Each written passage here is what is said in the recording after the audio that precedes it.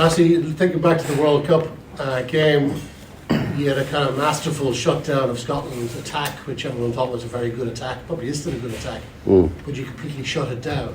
Is there something similar in mind? Do you think Scotland's attack has improved? Do you have a bigger job in trying to shut it down this time? Yeah, I remember when we that week leading up to the Scottish Test match. I mean, I think everybody asked, "Is this the best Scottish team ever? Is this the best attacking Scottish team ever?" I know that was more or less a narrative during the week. Well, we kept them to 3, and we actually think they attack now with the variation and how they do the kicking game, and not just from the running from all over. They're definitely keeping us guessing, because what they did in the Six Nations games and what they did against Fiji is total opposites. But yeah, just if you look at that team, that back line, and I know Darcy is out now with the concussion, but I mean, Duan is lethal, and Finn, I don't know why I've got the weird feeling Hastings is going to start and Finn is going to play off the bench. I might be totally wrong. I don't know why I feel that. But no, they're a class team, and yeah, we live in reality. You know, although we beat them 18-3, we know what happened in that game and how tight that game was. Can I ask you, the great Jim Telfer used to say, as a player and a coach, he used to feed off fear of losing, in that he used to use the kind of worst case scenario to inspire him to make sure it didn't happen. Is that old school thinking, Rassie, or is there still a bit of that in the game? Yeah, I think we're definitely trying to move away from the fear of losing. I think we all have fear of losing because you're representing your country, and same the Scottish players will be the same, and the Scottish coaches will be the same. But I think we're trying to lean more towards the fear that we did not leave everything out there, that we don't have regrets when we sit in the change room afterwards and say, but we played within ourselves, or we weren't brave enough to try something or to do something. But we all have fear of losing. It's never nice to know what happens after losing. But yeah, we try not to make that our cornerstone. More not disappoint people in the effort that we put onto the field. Rassie, did you see Scotland updating their team? They've got Tom Jordan at 15, which not many of us saw coming. Did you see that coming? No, who's 10? Somebody called Finn Russell. Oh, is it from there? I was wrong. I said the guys there. King Horn's on the bench. King Horn's on the wing. Yeah, we thought they'll play King on the wing. I didn't see the fullback coming. And then obviously Duan is on the other side, and the same two centres with the captain there. 9? Ben White.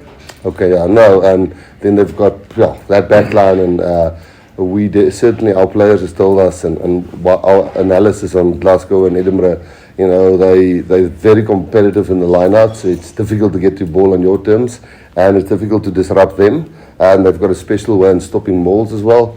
I didn't see the fullback coming, but we thought when what's his name was still injured, Darcy Graham, we had a feeling that they might put the best guy under the high ball at wing, which they did.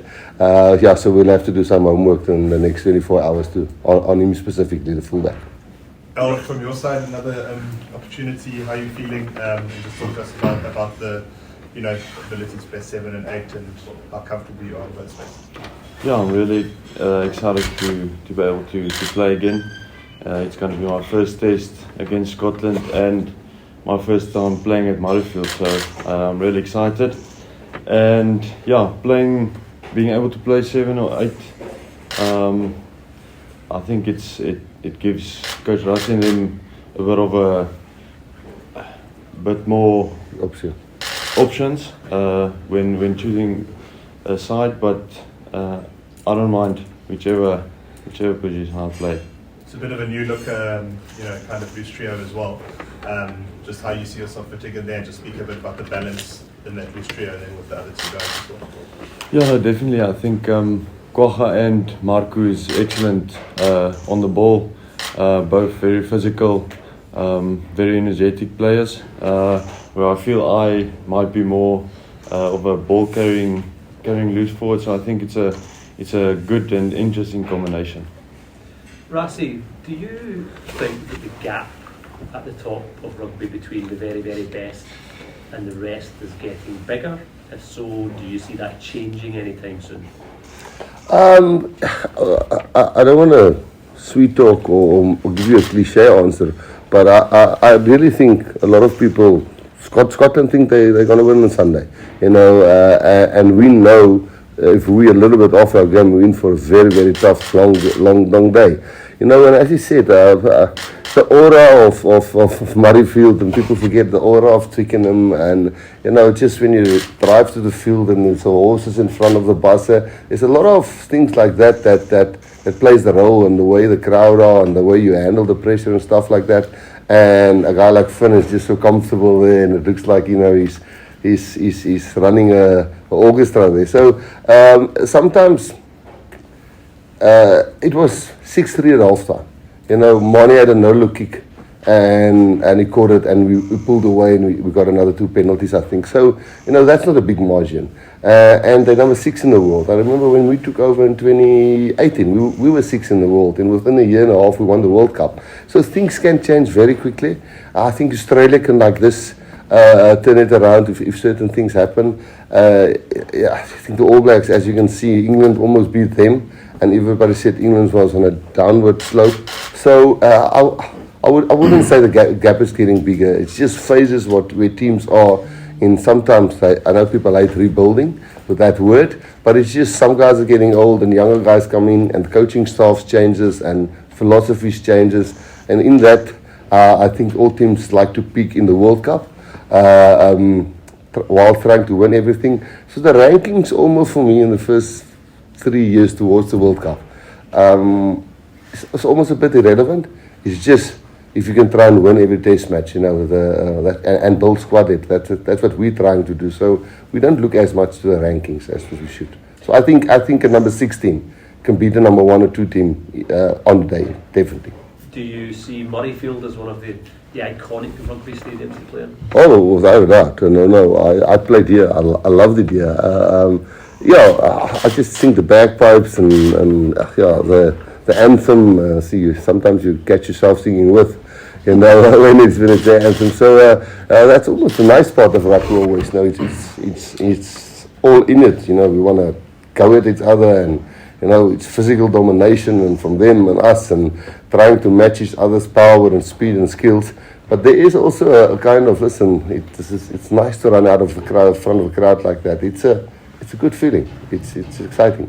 Rassie, when you came through to win the World Cup in 2019, how much of that was tactical, changing around the player pool? How much of it was upstairs? 2019? Yeah. Yeah, 2019, we most coaches started at the mechanical things, the things that we can quickly align, and that's normally scrum, maul, defense, breakdown. Even the attack becomes a little bit mechanical. And we just said, let's see how quickly we can align this group of players in a year and a half. We were building towards 2023, then COVID struck us in 2020, and then we had the Lions in 2021, and we couldn't really build a lot. And I think after the French game in 2022, we really decided that, so there, 2019 it was basics. Let's just do the basics and the mechanical stuff.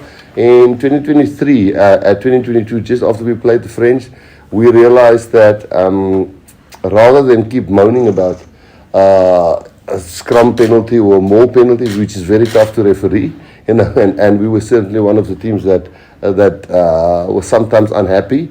But then we got Jaco Piper in, and I spoke to Nigel Owens and said, but if you only rely your game on the difficult stuff what the referee must always make a decision on, and he gets 2 wrong and you bugger up 2, then your 4 chances is gone. So we realized that we'll definitely have to do also more expansive game where the referee doesn't have to make these big decisions. So I think that's the difference between 2019 and 2023. Rassie, is the 7-1 bench more about Scotland's strength? Afternoon everybody, and also the guys and ladies back home. Ja, vir al die mense by die huis, net gou vinnig miskien so 'n bietjie van 'n wrap-up. Ek dink die ding wat die meeste uitstaan is natuurlik die 7-1 wat ons gekies het. Net so 'n bietjie konteks daar te gee.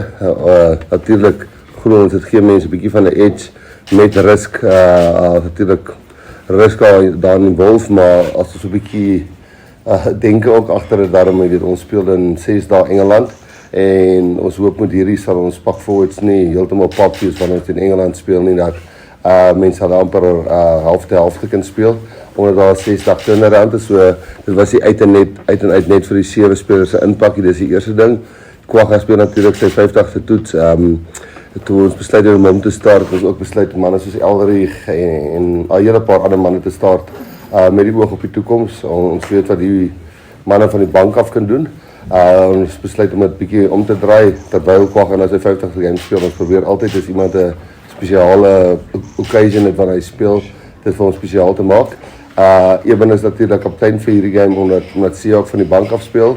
En overall, ons het laas week 'n oefenweek in Jersey gehad, redelik goed voor dit, al die spelers wat nie betrokke was in rugby nie, het ons in Suid-Afrika, in Stellenbosch oefenkamp gehad, en die laaste week in Skotland, by die skool, wat ek moet sê, ons het regtig geniet het, ons het selfs bietjie, wat doen mense, het bagpipes gehad, het ons daar verwelkom het, so, ja, ons sien uit na tye die naweek, en cricket sien koud jare teen hom, Pieter de Villiers, een van my groot pelle, en dan het natuurlijk die Skotse span, in die World Cup tot halftyd was het 6-3, tot Mani die crosskick gegee, so ons weet dat het sal 'n grind game wees om te probeer wen.